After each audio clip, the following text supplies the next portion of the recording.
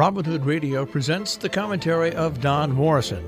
Don is a former editor at Time magazine. He's an author, lecturer, and member of the Berkshire Eagle Advisory Board. Whatever you think of that new Texas anti-abortion law, you gotta admit it's clever.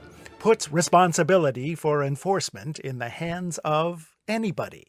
So there are no local officials to enjoin, no state action to overturn, none of the usual grounds for getting a court to intervene on behalf of a woman's right to choose.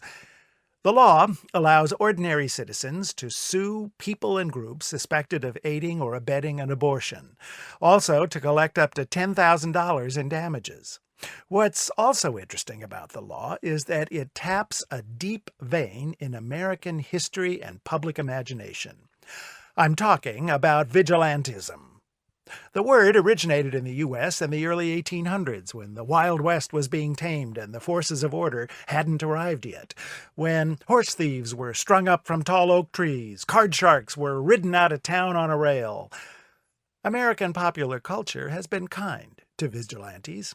You know, Superman, Batman, Spider-Man, Wonder Woman, Zorro, John Wick, and others who take the law into their own hands and fight for truth, justice, and the American way.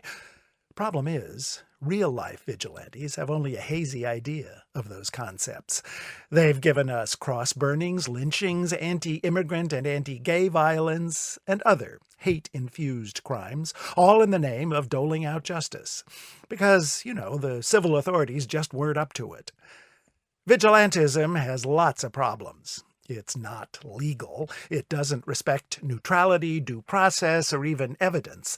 The perps are often the victims and are always righteously angry.